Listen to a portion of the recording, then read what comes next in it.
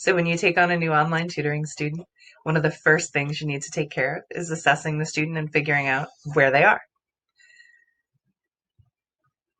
Assessment is the most important part of your first couple tutoring sessions for you.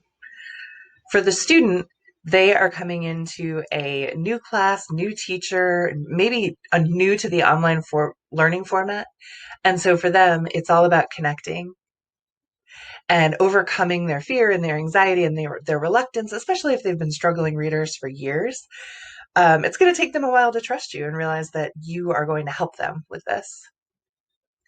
And it's also about setting expectations. So it's about setting the tone for the way your lessons go and how much you spend chatting and connecting and how much you want to see their cat and hear about their dog and how much you want to just get the work done. And all those things need to be done in the first couple lessons. That's how you're going to build a working relationship. But on top of that, you also need to assess their skills so you can plan your lessons. So you've got to strike a balance. And I think it's important that you prioritize and you know the first piece of data that you need from them. For me, that's always to learn about their decoding skills and hear them read orally. So for my Orton Gillingham students, I always start from the point of decoding and I have them do some word reading from some different tools. And for my students who are with me for more comprehension issues, we always start with some kind of shared oral reading. Then my next step is always phonemic awareness, especially for my Orton Gillingham kids, because that often underlies a lot of the decoding challenges. The priority you set for your assessments is always going to depend on the reason the family has sought you out. So if they know they're looking for an Orton Gillingham tutor, you're going to start with those assessments. If they're saying, oh, my child just doesn't like to read, or my child just has poor comprehension, you might start in a different place and sort of work your way around to covering all the components of reading. The best way to get good data, I found, is to spread it out over a few sessions. Children get tired and they get distracted, and I find that their effort flags and their answers get worse the longer that I keep asking questions. So I try to prioritize my chunks and also make sure that the testing doesn't go on too long in any one session, because otherwise they might not want to come back. So I mix in chit chat, I mix in icebreaker games, I mix in different kinds of learning games to get to know them as students and kind of get a feel for where they are. And remember that all this is going to set the tone for your tutoring relationship. So if you plan to have a fun tutoring session where you'll play some games, where you'll read things they're interested in, you've got to show them that up front if you're going to get kids to buy in. If you're all business and this is going to be like a workout and you're just going to do hard work for 45 minutes and then you're done, then set that tone too. And that's okay. They're both fine, but you need to know what kind of tutor you are and decide how you're going to communicate that to the students and to the families up front. Decoding assessments, there are many options. One that I've always liked is the Quick Phonics Screener. It's now offered by Read Naturally, although I believe you can find the older versions online somewhere. A tool that I recently added to my toolbox is the Gallistel Ellis. That's a longer, more time-consuming assessment of decoding and encoding, and so I only give it 2 to 3 times a year. I also use the Literacy Nest Orton Gillingham placement assessments that I bought on Teachers Pay Teachers. I love these because if you're doing Orton Gillingham, it's sort of a like direct connection between this assessment and what you're going to plan, and that's very helpful.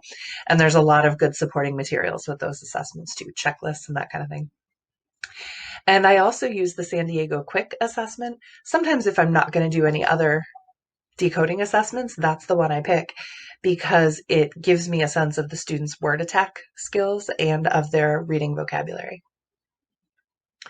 Spelling assessments, another good one that I've used for years and that is now owned by Pearson is the Words Their Way spelling inventory. I generally don't recommend the Words Their Way curriculum, especially for struggling readers and spellers, but I do pull some resources from it to reinforce and practice spelling. And I think that their spelling inventory can be really helpful. Again, that's something you can find online. If you search for the name of the assessment, you can find a PDF. It comes in 3 levels. There's a primary level, an elementary level, and an intermediate level. I find that my spellers that have the most difficulty often need to be assessed at the primary level, even if they're older students. And the reason for that is the primary level gives plenty of examples for short vowels, different consonant patterns, and the elementary and intermediate assessment go more quickly or have fewer assessment items for those concepts, and they go on to vowel patterns, they go on to syllable patterns. So sometimes I like to wait and give this not in the first session, because after I've done the decoding assessment, I know a little bit more about where the students are as readers and spellers, and I know which level to pick. The Gallistel-Ellis, like I mentioned before, also an excellent assessment of spelling, but time consuming. And so if I'm doing that one, or when I do that one, I split it up over several sessions to keep motivation and accuracy high. The Orton-Gillingham assessments that I use also include a spelling component.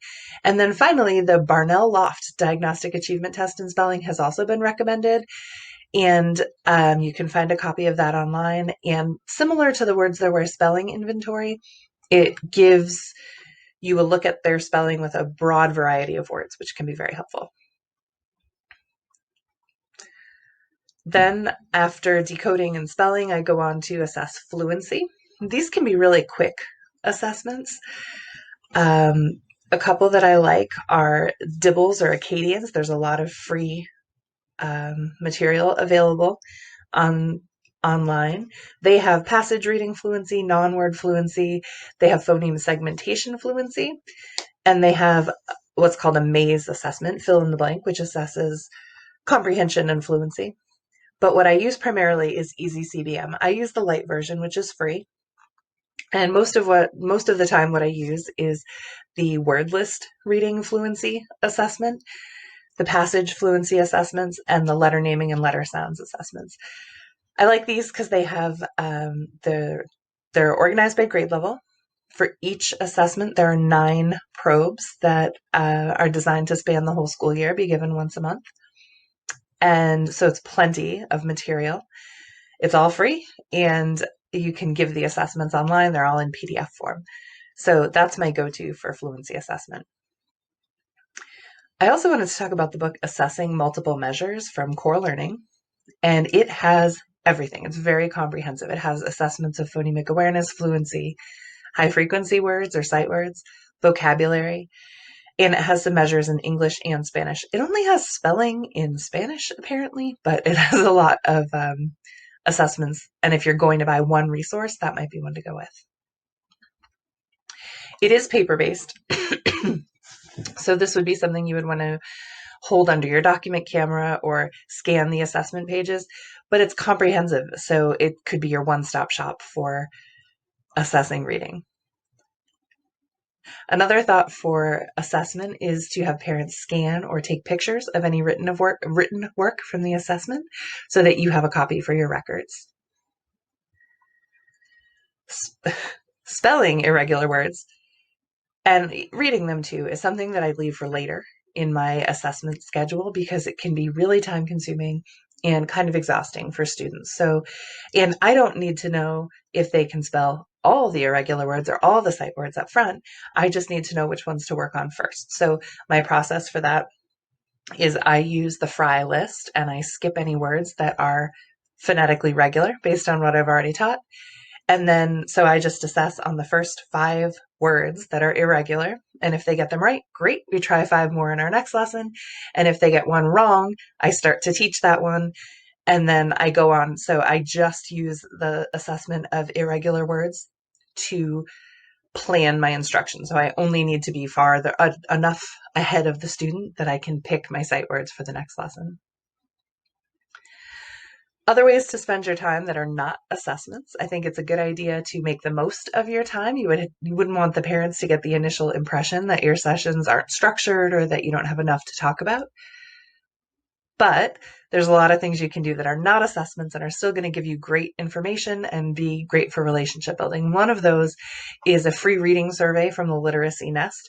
And I'm going to drop my link to kit.co, which has all my recommendation links in one place. You can also find some interview or would you rather questions that would be fun for you and the student and would get you chatting And then you can also, if you have a digital binder file, like in a Google Doc or in a slide, you can give the student a few minutes to decorate it. So in person, I hand them a piece of printer paper and we slide it in the front of the binder. But online, it's a little different. So you could help them find clip art to paste on a page as their cover, or you could let them draw on the screen using the Google Draw function or another app to create an artistic binder cover. And finally, you can play the regular version of a game like Uno or Go Fish that you're going to use for reading later. So, especially if kids are young, they might not have played all those games yet.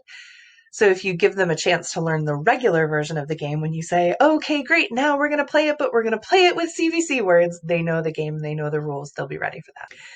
Also, you have to be prepared to split your testing over multiple sessions. I know that as teachers in the schools, a lot of us have been used to working under strict deadlines for assessments, and we've been told that today is testing day and you'll get it done. Tutoring, it's a little bit different. You have that flexibility. Yes, you want to get started. Yes, you want to give the parents good information, but you don't want to do that at the expense of having the kid feel stressed or feel like they don't like you or they don't want to come. So be prepared to find a reasonable stopping point and err on the side of stopping too early with your assessment because you can always assess more next time. And even from just the beginning piece that you do get done, you'll have a sense of where that student is and what you can offer them in their next lesson. Tutors have different opinions on whether to charge differently for assessments or assessment sessions. The tutors who say yes talk about the time it takes to write it up, and they say that it discourages parents who are just looking for free advice and they'll take a free assessment from anybody. And also, they charge because your time has value. So some tutors charge an upfront fee for an assessment session that includes a written report. Some tutors charge their regular tutoring rate for assessment sessions and don't charge separately for report writing. And I do not charge for my initial session, which does include a lot of assessment. And my reason for that is I want to offer the parents something if they're on the fence and sort of not sure if online tutoring is the right fit for them. That initial session gives them a chance to see how I do things online. I get to see how their child responds, and we can decide together what to do next.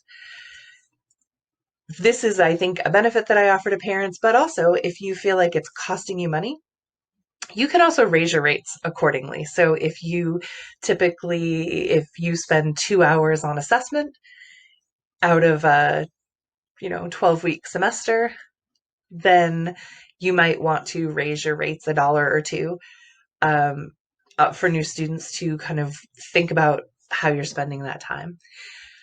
And I think it's also easier for me. The free session gives me more evidence to sort of sell what I do and more reasons to explain how tutoring might help them. And when I have more information, I really saw that she struggled with those short vowel sounds, then it's easier for me to give parents specific examples of how I'm going to help. And I think they're more likely to sign up for tutoring services long term.